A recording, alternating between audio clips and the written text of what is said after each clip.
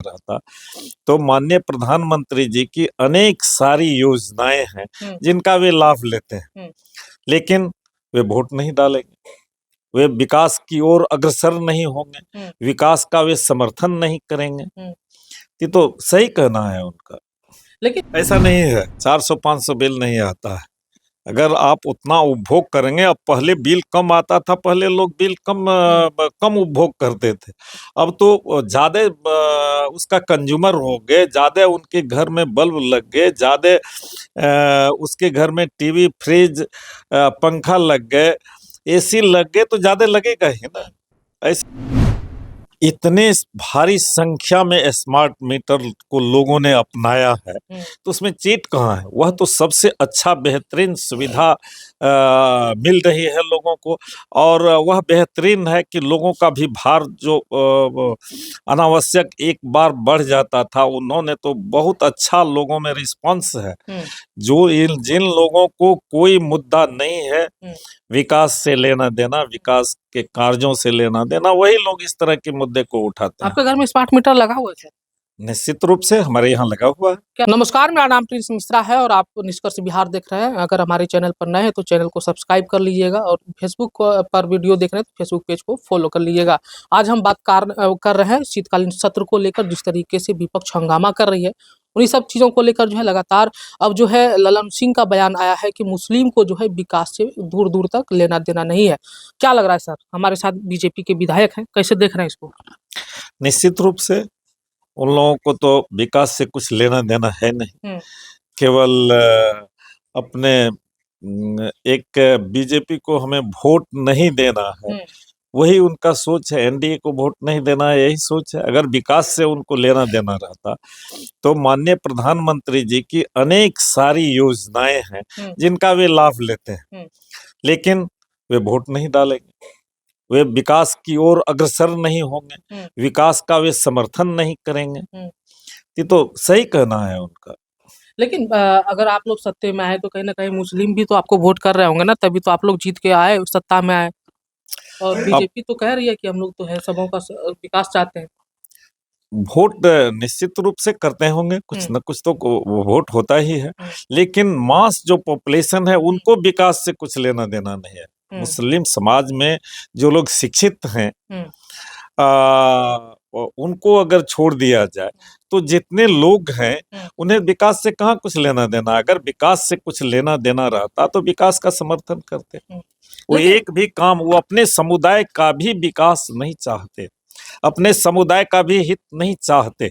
3 तलाक जैसे गंभीर मुद्दे जो कि उनके लिए, उनकी महिलाओं के लिए कितनी बड़ी एक दुर्दशा थी, वो श्राप था, और उनको सुधारने के लिए जब वह बिल आया तो उनका भी उन्होंने विरोध किया।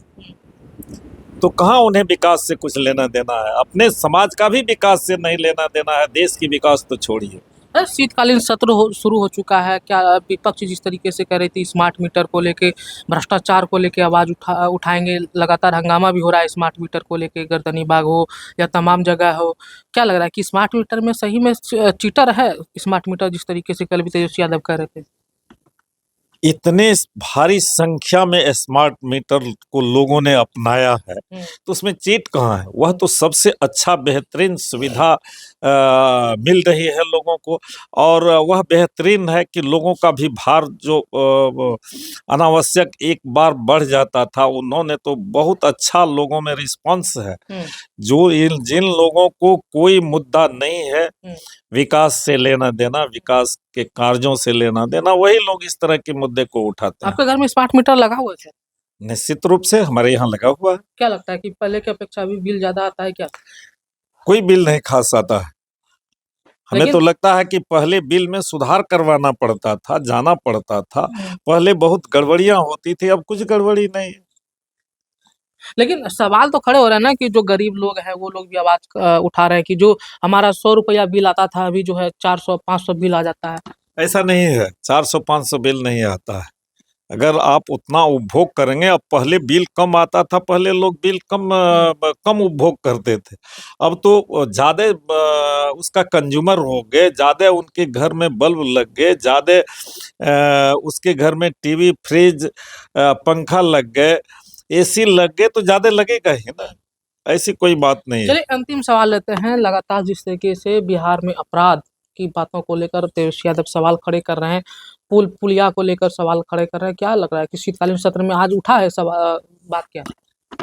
आज तो सत्र का शुरुआत ही है और बिहार में अपराध पहले के आप देख लीजिए ना, हिस्ट्री उठा के देख लीजिए ना, 2005 के पहले क्या स्थिति थी। लेकिन सवाल ये और होता है ना अब सर कि देखिए 2005 से पहले आप गिनाते थे, तेजस्वी यादव कह रहे हैं कि जो हम लोगों ने जो है 17 महीने में जो सरकार चलाई है उस दौरान देखिए कि कितनी अपराध जो है हुई है, और अभी वर्तमान सरकार है उनकी आंकड़ा को उठा के देख लीजिए आप।